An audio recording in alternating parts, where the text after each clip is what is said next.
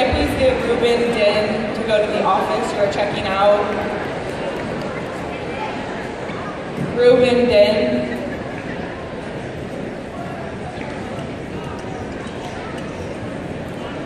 In tradition here at West Valley High School, we like to recognize Martin Luther King Jr. by inviting a guest speaker to convey MLK's message of confidence and courage. This year's speaker is a West Valley alumni. Being the son of an Air Force staff sergeant, he was used to moving around a lot. Due to this, when his parents told him, his two older brothers, and his younger sister that they were going to move from Misawa, Japan, to a small town in Washington called Yakima, he was skeptical, but aware that another move was bound to happen. As his dad's time in the Army was dwindling, his parents soon informed him and his siblings that they were going to settle down here in Yakima. Coming into a predominantly white town at the age of 9 was nerve-wracking, but he soon found lifelong friends such as Mr. Robinson. And even though he didn't know it, that girl sitting 2 desks down from him in Miss Lisa's 5th grade class would later become his wife. Although most people were accepting of different shades of skin color at this point, there were few instances in which he felt as though he was judged by the way he looked.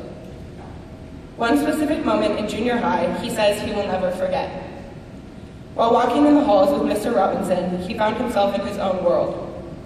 Before he knew it, one boy was being thrown against the wall and pinned up against the locker, about to get the lights knocked out of him by Mr. Robinson. For days, no one would explain what had happened. But it later came to his attention that the boy being pinned up against the locker had used a harsh racial slur towards him. Coming into high school, he was one of 4 young black men that attended here at West Valley. After graduating in the class of '84, he went on to become a man of many trades, becoming a mortgage loan officer to help many families afford homes, finding a passion for hunting and dog breeding, as well as living a life for God. And lastly, the trade that has brought him here today, public speaking. Starting off by doing this through church, he felt a calling on his life to reach more students like you and I. Seniors, just like we did with our TED Talks, he has an idea worth sharing, and he wants to share it with all of us. Starting 4 years ago, right here in these very halls, he began spreading a message. He then spread this same message in the halls of Davis, and he hopes to continue to do this for many more years. This message that he would like to share shows through the story I told you of Mr. Robinson. It goes back to the start of why MLK fought for what he did. The confidence and courage that Mr. Robinson portrayed in the halls that day was morally just. So now that finals are officially over, you may all take a deep breath. But stay alert, because today's guest speaker will keep you on your toes. Everyone, please help me give a warm welcome to my best friend and biggest supporter, my dad, Brian Jones.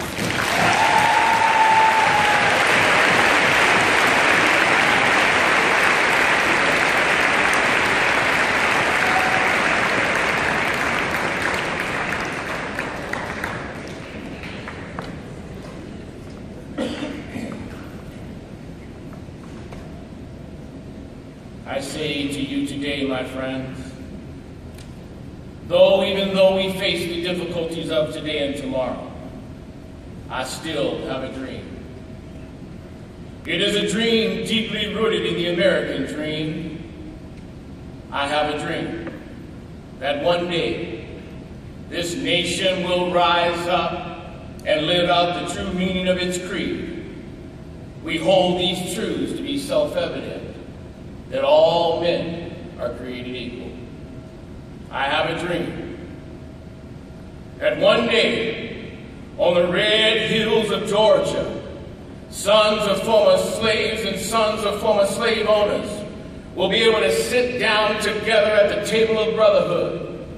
I have a dream that one day, even the state of Mississippi, a state sweltering with the heat of injustice, sweltering with the heat of oppression, will be transformed into an oasis of freedom and justice. I have a dream today that my 4 little children will one day live in a nation where they will not be judged by the color of their skin, but by the content of their character. I have a dream today.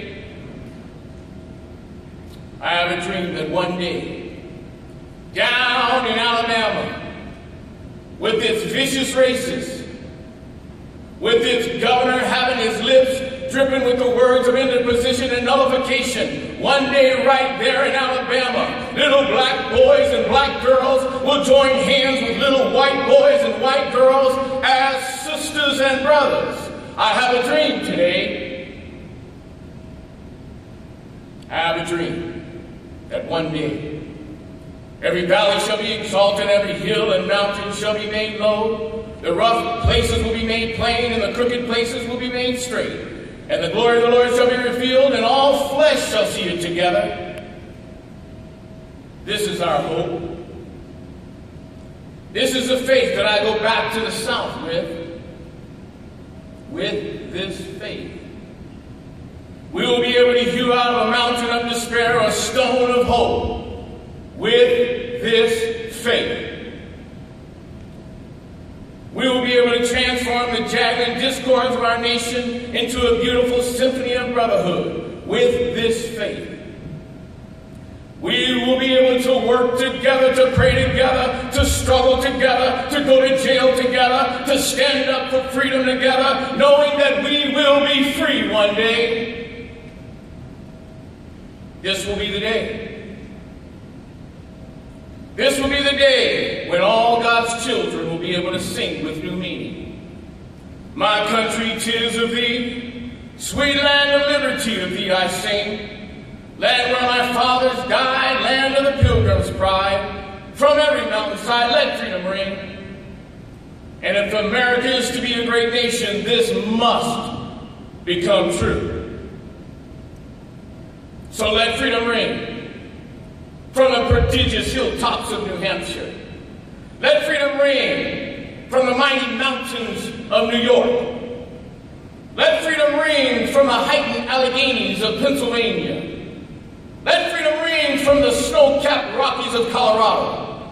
Let freedom ring from the curvaceous slopes of California, but not only that. Let freedom ring from Stone Mountain of Georgia. Let freedom ring from Lookout Mountain of Tennessee. Let freedom ring from every hill and molehill of Mississippi. From every mountainside, let freedom ring. And when this happens, when we allow freedom to ring, when we let it ring from every village and every hamlet, from every state and every city, we will be able to speed up that day when all God's children, black men and white men, Jews and Gentiles, Protestants and Catholics, will be able to join hands and sing in the words of the old Negro spiritual. Free at last, thank God Almighty, I'm free at last.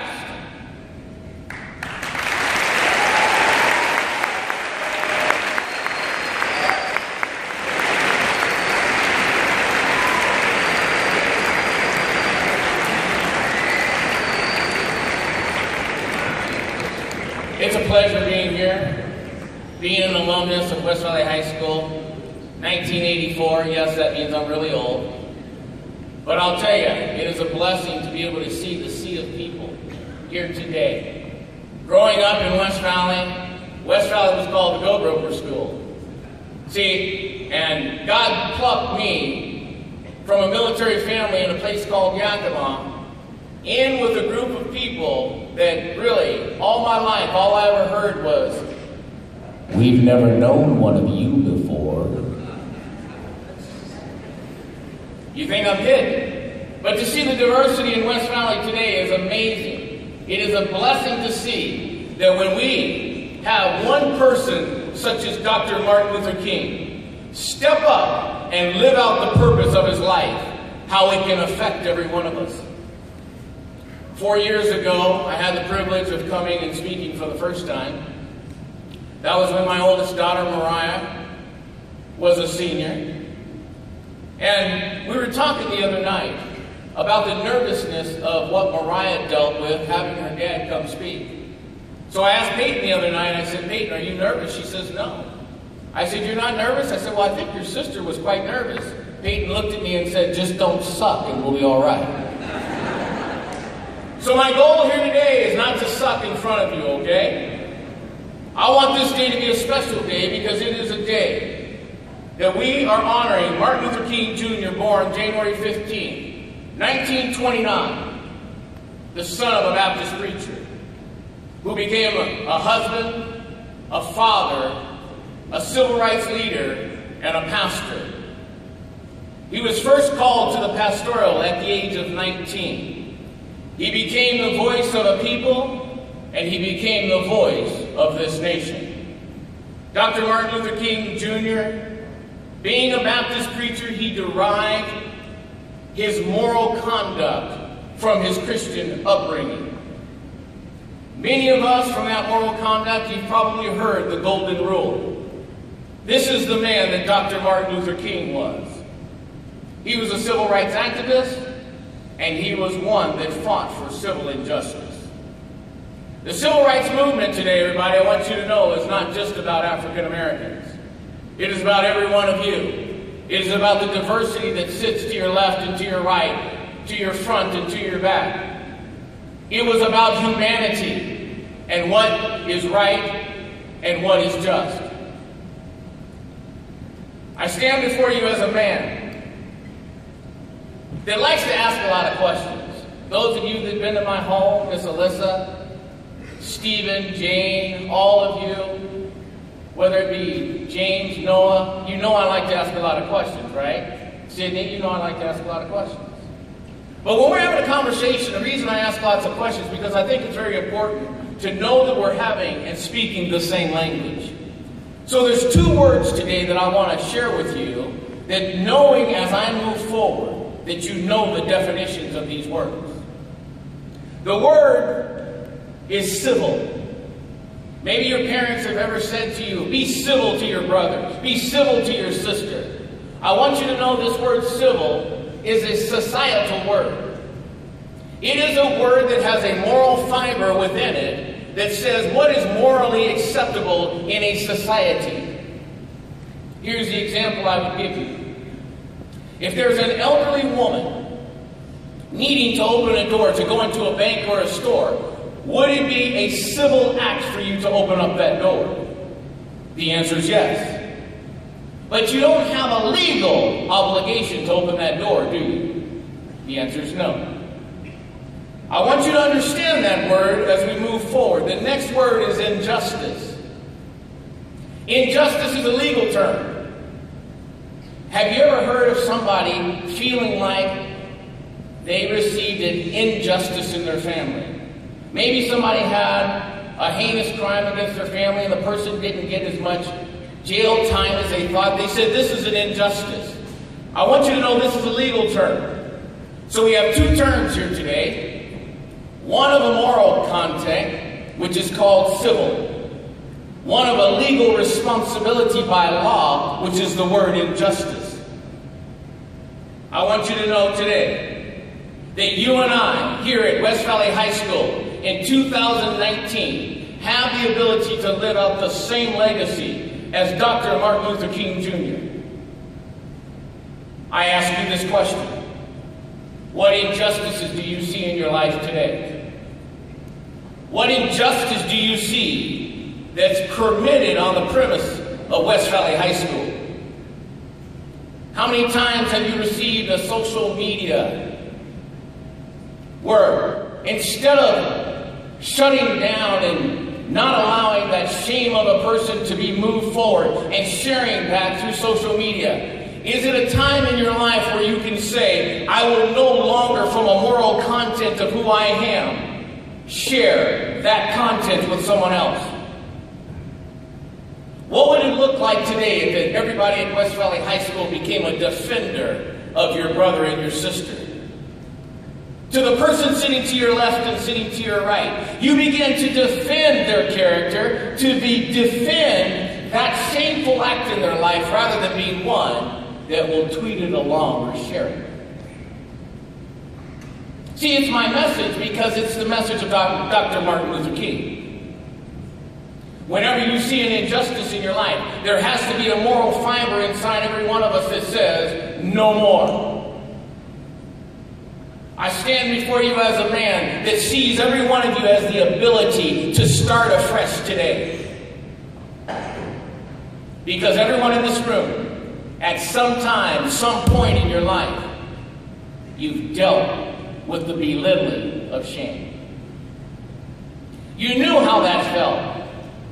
So I'm asking you today at West Valley, today's a new day for you to become a defender of your brother and your sister sitting next to you. I want to focus real quick on Dr. Martin Luther King. October 26, 1967, he spoke to a group of junior high school students. And when he did, he asked them a very poignant question that I'm going to ask you today. He said, what is in your life's blueprint? Dr. Martin Luther King begins to talk about the blueprint of a person's life. He begins to talk about a building being erected like West Valley.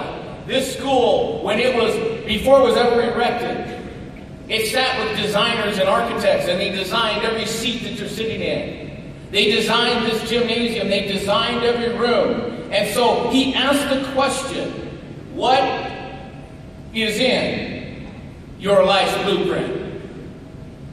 It's the question I'm asking you today. He goes on to give 3 examples. And he says the first thing that a person must deal with and understand in their life is you have to have a sense of self-worth.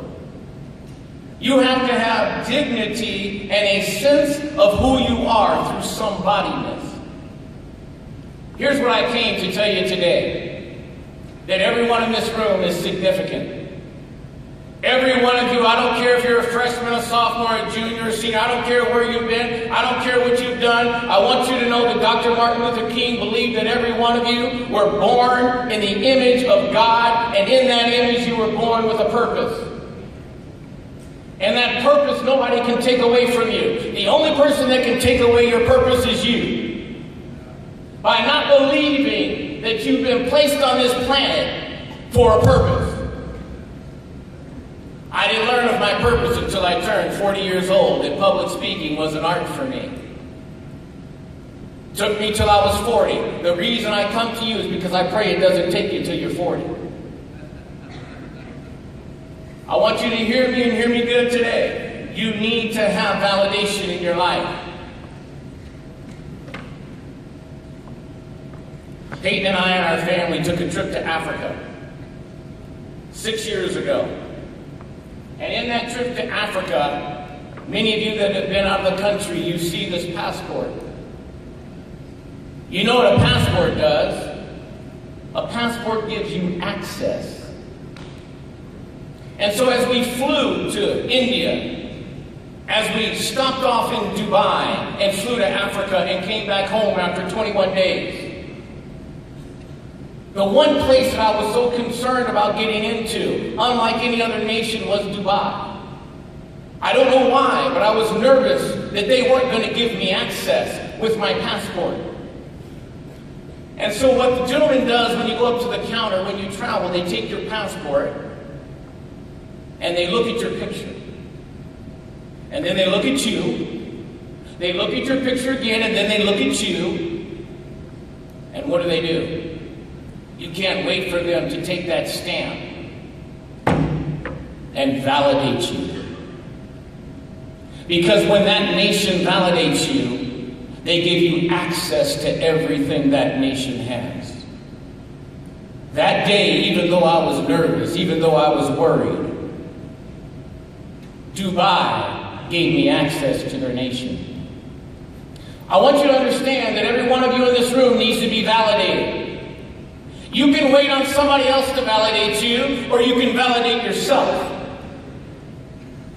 You can sit back and wait for somebody to be encouraging to you, or you can look in the mirror and understand that you have self-worth because you've been placed here for a purpose. And nobody can fill that purpose other than you. Not anybody. Nobody can fill my purpose. Nobody can fill Peyton Johanna Jones's purpose. Nobody can fill Reggie's purpose. But Reggie. Secondarily, he says that you should have a determination to be the best that you can be. that every day you wake up, you be the best that you can be. You get up holding your head high, looking in the mirror and saying that I'm somebody. And through the course of that, he said, do a job so well that the living, the dead, or the unborn couldn't do it any better.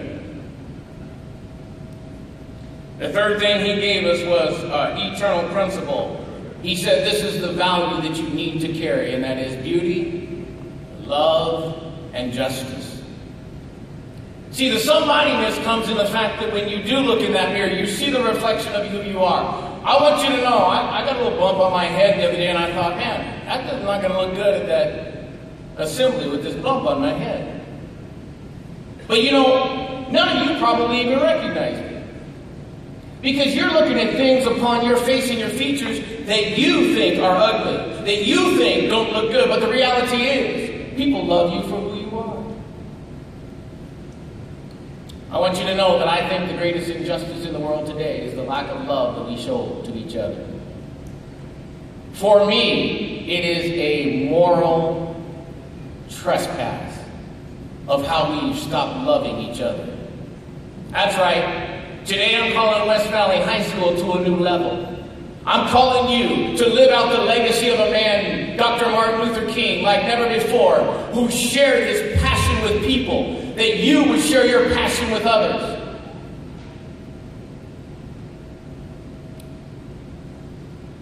Peyton indicated that Mr. Robinson became a defender of Brian Jones some 37 years ago.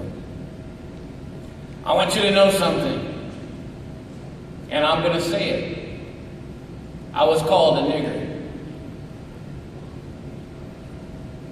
The reason I said it is because you need to hear how harsh it is. You can create long-lasting relationships with those that you become a defender of. I saw in this gym, as I was here for the volleyball celebration, in your comments area I saw, it says I'm all in. I got to thinking about that night. I'm all in. West Valley has a slogan that you're all in. My question to you is, what are you all in for? Are you all in to have a moral fiber that you would stand up against the injustices in your life? I want to be remembered as a man who loved Jesus and who loved others like Jesus. That's my heart's desire. I will end with this. As Dr. Martin Luther King delivered the message to Barrett Junior High School, October 26, 1967, he said these words to these kids: if you can't fly, run. If you can't run, walk. If you can't walk, crawl. But by all means, keep moving. West Valley High School, I love you!